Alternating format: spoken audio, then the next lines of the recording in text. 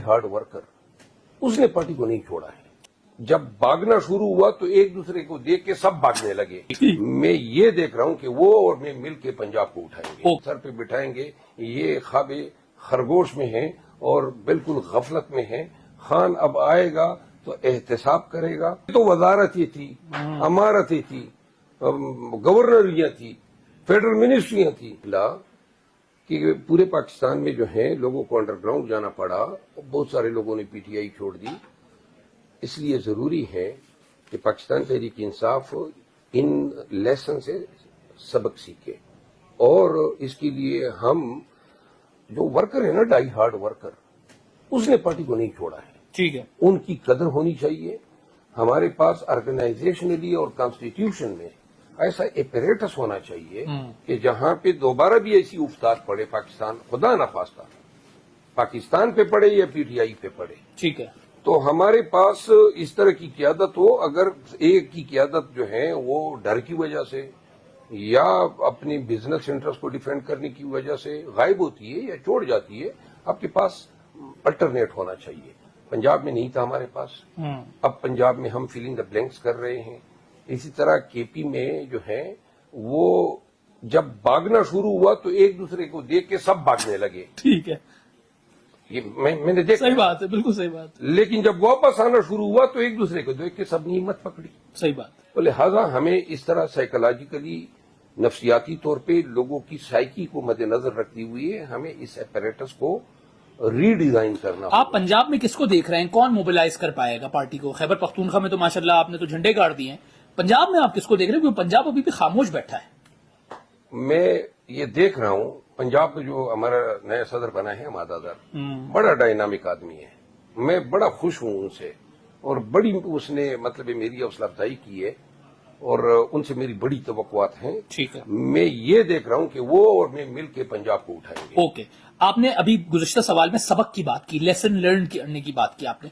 खान साहब ने क्या सबक सीखा? जो उनका साथ जो कुछ भी हुआ है, क्या सीखा खान साहब ने? कोई आपने उनको समझा, पढ़ा आपने उनको? मेरा ख्याल है कि जो जेल में खान साहब गए थे और जो जेल से बाहर आएगा वो एक डिफरेंट शख्स होगा। अच्छा, खान साहब ने ये सीख लिया कि जिन लोगों पे वो तकिया कर बैठे थे, जिन लोगों को उन्होंने जमीन से उठा के आसमान पे पहुंचाया, वो मेरा ख्याल है आइंदा जिस शख्स पे हाथ रखेंगे या जिस शख्स को तवकीर देंगे तो वो उस शख्स की सलाहियतों की बुनियाद पे मिलेगी। ये नहीं कतई नजर इसी कि इस शख्स का सियासी बैकग्राउंड क्या है। दूसरी बात यह है कि जो 70 साल की उनकी उम्र थी उस वक्त जब ये उफ्ताद पड़ी, और एक साल में जो इन्होंने सीखा है वो 70 साल में शायद ये चीजें उनका इदराक इनको नहीं रहा है। लिहाजा मैं ये समझता हूं कि खान साहब जब जेल से बाहर आएंगे, पीटीआई की जो पुरानी क़यादत है, जो इसी तवक्को में है कि खान आएगा और फिर वही पुराना सिलसिला होगा, और फिर जो है खान साहब उनको फिर सर पे बिठाएंगे। ये ख्वाबे खरगोश में हैं और बिल्कुल गफलत में हैं। खान अब आएगा तो एहतसाब करेगा, खान आएगा तो मेरिट, और खान आएगा तो पार्टी में ट्रांसपेरेंसी होगी। लेकिन सर यही दावे, यही वादे 27 साल जद्दोजहद करने वाले खान ने उस वक्त भी की थी। लेकिन फिर जो हुकूमत जैसी भी हुई, जो कुछ भी हुआ, और अब आप लोग इस बात को मानते हैं कि जी खान साहब ने गलतियां की हैं, तो अब पक्का यकीन हो गया है कि जी खान साहब अब वो गलतियां दोहराएंगे नहीं, नई गलतियां जरूर करेंगे। देखिए, गलतियां जो थी पीटीआई की गलतियां थी, खान साहब की गलतियां अकेले की नहीं थी। लीडर वो था, लेकिन ये मशावरतें तो पूरी पार्टी देती थी। अब परवेज खटक, महमूद खान या बुजदार जैसे लोगों को ऐसे मनासिब पे बैठाना,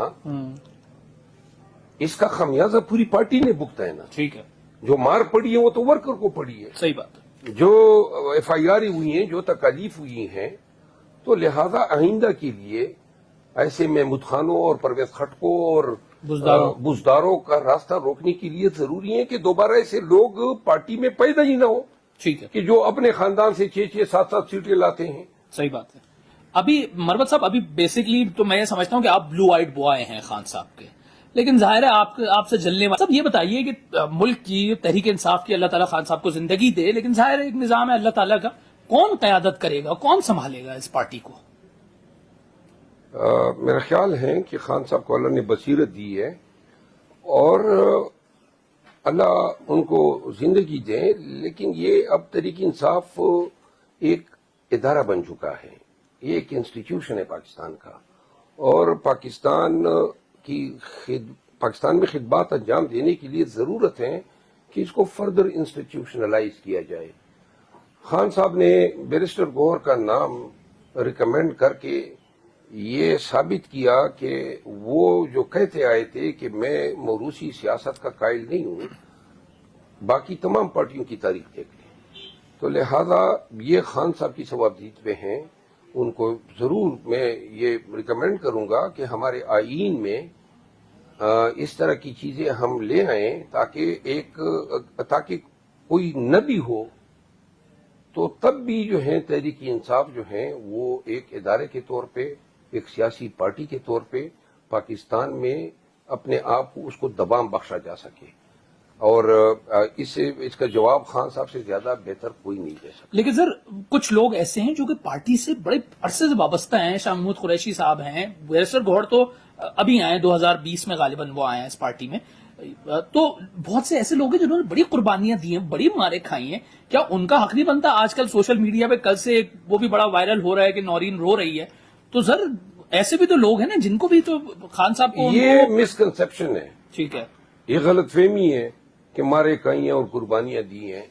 پی ٹی آئی پہ ایسا دور کبھی آیا ہی نہیں تھا، پہلی دفعہ تو سختیاں آئی ہے، اس سے پہلے تو وزارتیں تھی، امارتیں تھی، گورنریاں تھی، فیڈرل منسٹریاں تھی، سب نے انجوائے کیا ہے۔ 2013 سے 2022 تک پی ٹی آئی اقتدار میں رہی ہیں، اور اس میں آپ نے دیکھا کہ پاکستان تحریک انصاف میں لوگوں نے بڑے بڑے نام بنائے، وہ لوگ بڑے بڑے چھوٹے نکلے، تھے ہی چھوٹے، لیکن ان کو فیڈرل وزیر بنا کے، گورنر بنا کے، ان کو مشیر بنا کے ہم نے اپنے تئیں یہ سمجھا کہ گویا یہ بڑے بڑے لیڈر ہیں، ٹھیک ہے۔ وہ لوگ 2 ٹکے کے نہیں نکلے۔